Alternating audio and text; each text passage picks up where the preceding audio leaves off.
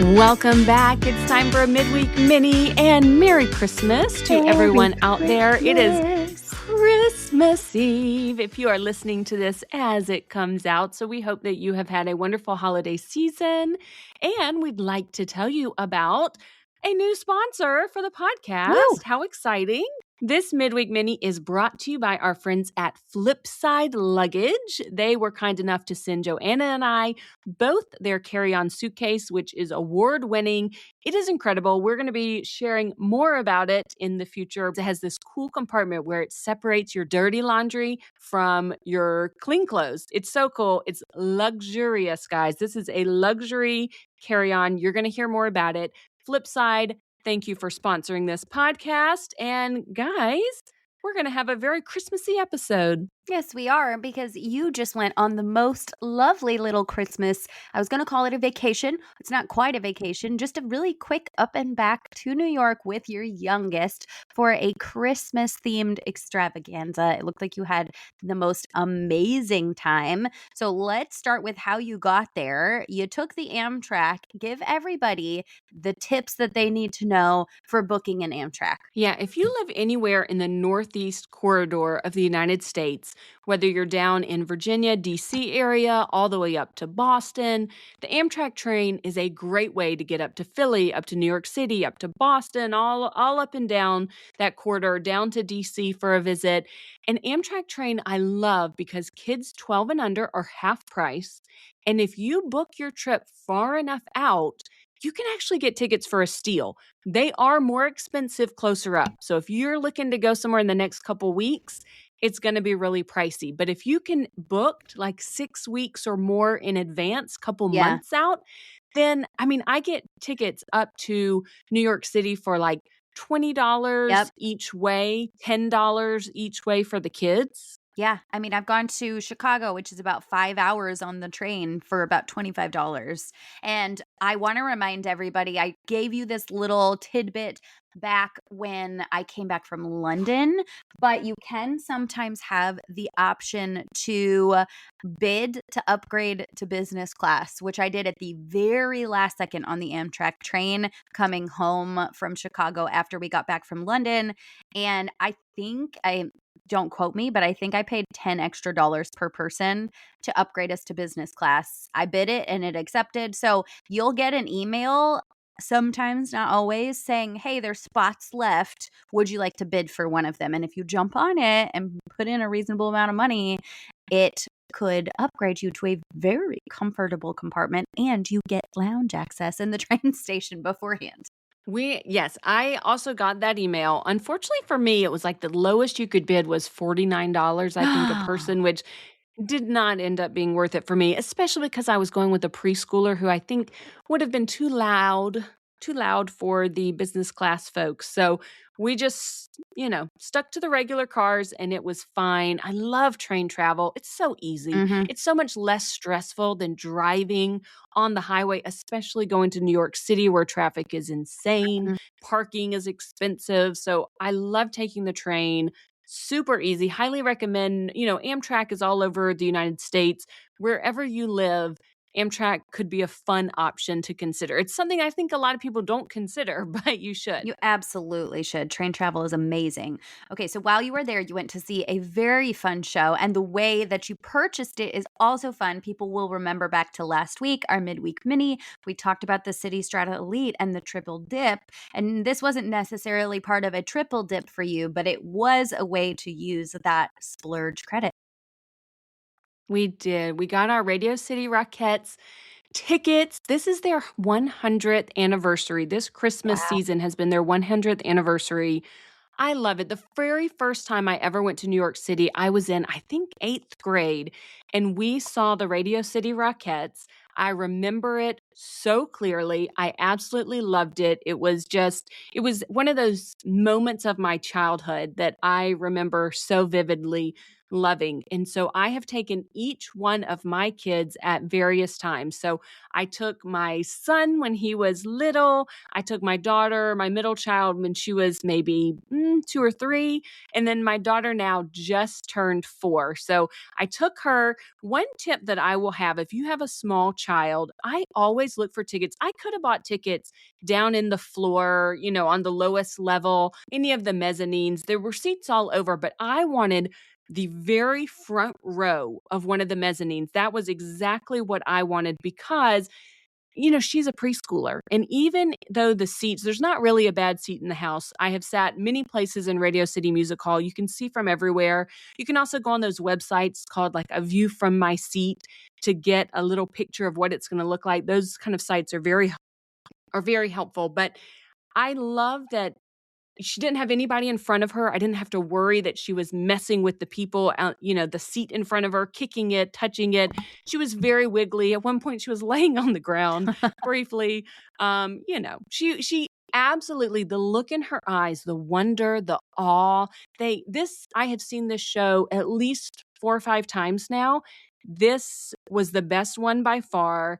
A lot of the numbers are the same, but they do add in some new stuff here and there. They've added tons of lights, and they really went all out for the 100th anniversary. It was spectacular. Next year, if you're going to plan ahead for next Christmas, you got to see the Rockettes. It's so iconic. The music, all the Christmas music, it puts you in the spirit. You got to do it. It sounds amazing. And as a person who tried to take a very young child when my daughter was little to a Broadway show and had plenty of really interesting experiences of kicking the seat in front, trying to lay down, trying to do all this stuff, you have just changed my life with this tip, except that I don't even need the tip anymore. Where were you a bunch of years ago? I've learned the hard way. But any sporting event, no matter where I go, if you can get first row of the upper deck or wherever you are, generally it's a great seat. Genius. Absolutely genius. Okay, let's talk about where you stayed. You stayed right in Times Square, which is so fun. And obviously you did it on point. You know it. You know it. Yes. New York City at Christmas, it is so expensive. So the cash rate for all of the hotels were over $1,000 a night. For the Hyatt Centric Times Square, I think it was $1,195 if I had paid cash, which I absolutely was not Wow. going to do. No. I know, it was crazy. So I used 29,000 points for the night, which feels like a lot of points still, but it's New York City, it's Times Square. Your location, you can't get any closer to all the things. Mhm. Broadway, Radio City Music Hall. I mean, the proximity, because I was traveling with my preschooler who has little legs.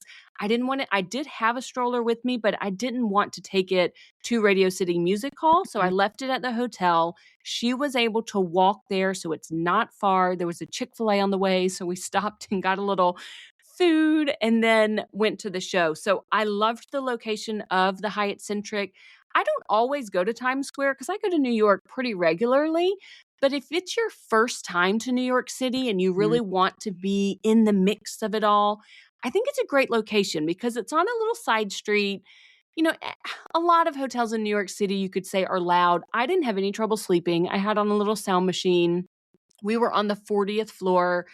I mean, occasionally before I went to sleep, maybe I would hear a siren or something, but it never woke me up in the night. I had no trouble with it being loud. It was very nice. There were heated floors. My gosh, that's the best in the entire world, especially if you don't know it's gonna be a thing and then you step onto one Yes. and you're like, "What is this sorcery?" That is exactly what happened. I did not expect the heated floors, and it was me and Violet.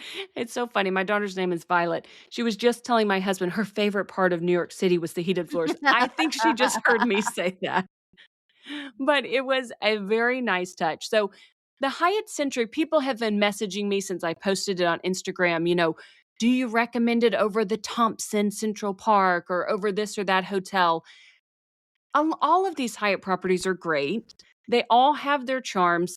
The location of this, if you're going to a bunch of Broadway shows, this is perfect. Mhm. Okay. Now, if it was summertime, I personally would prefer to be at the Thompson just because I love to spend time in Central Park. Mhm. We go in Central Park, we play, we spend a lot of time over there.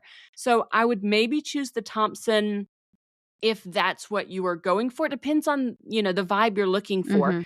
The Thompson's certainly nicer. It's better to use a guest of honor award or globalist benefits because they have a very nice place to eat breakfast, whereas the Hyatt Centric did not really have, they had a little coffee shop attached to it that you could use your Hyatt card and it codes as Hyatt, but it's nothing to write home about for breakfast at all. So if you want to use globalist benefits, it's probably not the best choice. But if you want to be in a great location on a budget, then it's perfect. Yeah, absolutely. It sounds great. Have you stayed in a Centric before, or was this a new brand for you? This actually was a new brand for me. That was another reason that I chose it. I Mm. wanted that next brand explorer. So, everybody in your Hyatt app, there is a spot where it has a brand explorer. We call it Hyatt Bingo.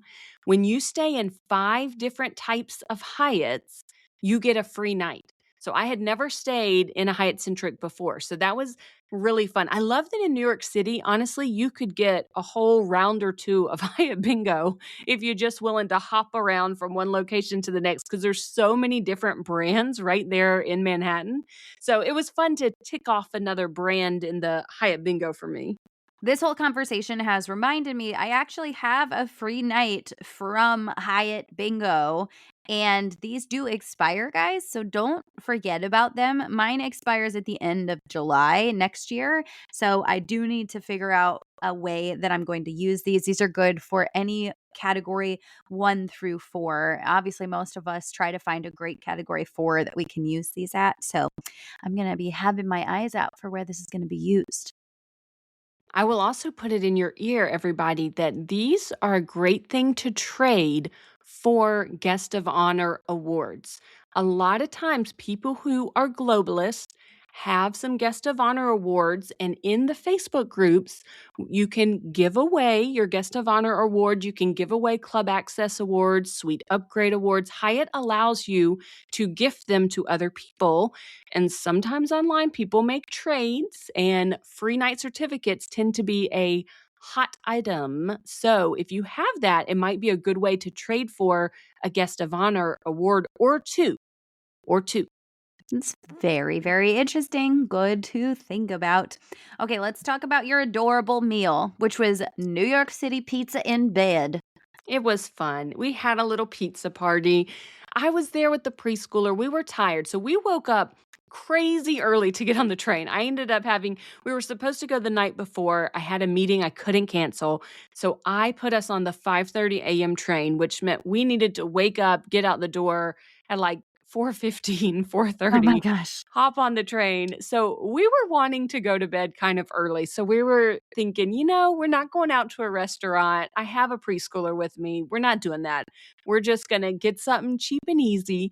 So we went to Pizzeria Perfect Pizza, which is right off of Times Square. Got 3 slices of pizza for $16 total. That's with the taxes and everything. Cheese pizza was like $3.75 a slice, maybe $5 and something for the specialty slices. So it was very cheap, very good, very quintessential New York Mm-hmm. pizza, and we just had it in bed while I think Bluey was on the TV and we Precious. called it a night. Christmas PJs were on. It was Okay, so fun. that's so cute. I'm obsessed with this. Okay, talk to me a little bit about the Disney store. Okay, the next morning, we had a little bit of time before we needed to go back to the train. My daughter, the day before we went to the American Girl doll store, she played in that store for over an hour. We bought nothing, which was, basically a miracle that I was able to. I was like, I'm crazy for taking her in this store because I don't want to buy anything. How am I going to get out? But, near Christmas, you just keep saying, well, Put maybe it it's on on your the Christmas list. list. I'll take a Put it on picture the and list. send it to Santa. That's what I used We to say. somehow made it out of the American Girl doll store with nothing. So I thought, okay, can I go 2 for 2? I don't know, but she wants to go to the Disney store the next day. And that was just like, it's cold outside. I didn't want to pay for activities. So we're going to go play and wander around the Disney store.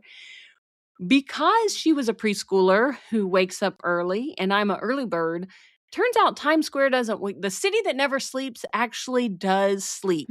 And it sleeps in the morning when preschoolers and early birds are awake. So none of the stores opened until 9 a.m. was the earliest store. We had been up for hours at that point. So we found ourselves in line outside the Disney store. A couple other people in line. I was like, okay, whatever. People are in line. I don't know why people are in line, but the store opens at 9. We go in and I see everybody kind of huddling at the front of the store around this little box. And I thought, what's happening? Is there a giveaway? Is there coupons? Is there something special because it's Christmas? Like, I didn't know, but if people are huddling, I'm going to huddle too. So we kind of waited right there at the front of the store. And then a man comes forward and says, do I have any volunteers to unlock the magic in the store today? And I just pushed Violet right out of her stroller. It's like, go, Violet, go. Did he pick her? And so yeah. Oh my gosh. So Violet and this older girl who, I don't know, I mean, she was like a young adult who thought this was really fun too. And I want to say her name was Violetta. Violet, because they were like, how crazy is this? So we have like these 2 Violets. And so they gave them this huge, massive key. I have an Instagram reel about it as well. And they got to unlock the store. The little lights come on. And then they give you a little keepsake key. Like you have kind of the key to the Disney store. And it says, I helped unlock the imagination for today. Okay, so you're reminding me that I have actually seen this at the Disney store at the mall in St. Louis. They might open all Disney stores this way. This might be an everyday thing because it seemed like everyone else knew this but us. There's probably something pretty darn special about doing it at the New York Disney store, though. I would imagine it's a lot more elaborate than the one at St. Louis Galleria Mall. So that is so sweet that she got chosen for that. I love that so much. I really love that you did this with her because this is not the first time that you've done a solo kid trip. You've taken each of your kids on trips by themselves, and there's something really special about just one kid at a time and just doing little bits of travel where you can say yes to more. It's that special one-on-one bonding time. Talk a little about that.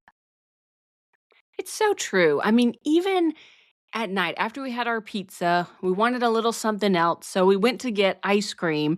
And, if it had been our whole family, then ice cream would have gone from costing $10 to costing $50. Mm-hmm. And so you just can't. When you're traveling with the family, sometimes you really have to think about your yeses and your nos a little bit more. But when you just have one kid, it's so fun because if they don't want to go do something, you don't have to go do it. If they do want to go into some store, you can say, yes, let's go into that because we don't have your lovely siblings that we love, but maybe they don't have the same opinions as you. We don't have to argue over who gets to pick what we're doing next. You just get to have like a yes day with your kid and do a lot of fun things, spend quality time, all focused just on them and on your relationship. It was so great. I'm thankful for any opportunity that I have to do that. Yeah. And points let you do a yes day that includes an overnight in $1,000 hotel. Like, are you kidding me? Yes. Who gets to do a yes day that would value over $1,000 for their child? It's so magic. And the tickets too. It was a credit. Like, this is all because of points and miles. It's so incredible to me. It warms my heart. It's true. When I think back and I'm like, wow, I paid really nothing out of pocket for the tickets. I paid nothing out of pocket for the hotel. I did have to buy our train tickets and some food, but it was so reasonable and so doable thanks to points and miles. So I hope that you guys can take from this, build your own little trip. Maybe it inspires you to plan a getaway with just one member of your family. And I hope that it helps you build special memories together. Absolutely. Remember, guys, to be following us in the Facebook group. That's a great place to jump into the conversation, talk to each other, ask us questions. Make sure that you're following the podcast so you're first to know when the episodes come out every Monday and Wednesday. Go ahead and rate and review. 5 stars really helps us in the algorithm and helps us get into more ears. Share the episode with a friend and enjoy your Christmas. Merry Christmas, guys. Merry Christmas. If you enjoyed this show today, please consider writing us a review or clicking 5 stars wherever you listen to your podcasts. And please subscribe and follow along so that you never miss an episode. You can follow the podcast on Instagram or YouTube at Wonderland on Points Podcast. You can find me on Instagram at Family Travel for the Win with the number 4. And you can find me on Instagram at Points to Wonderland. If you're thinking about getting a new Travel Rewards credit card, consider using the links in our show notes. Using our links helps to support us and keep our podcast going so we can provide you with all the latest tips and tricks when it comes to traveling on points. And if you aren't sure which card is right for you, shoot us an email at wonderlandonpoints@gmail.com. Thank you so much for joining us, and we will see you here next time.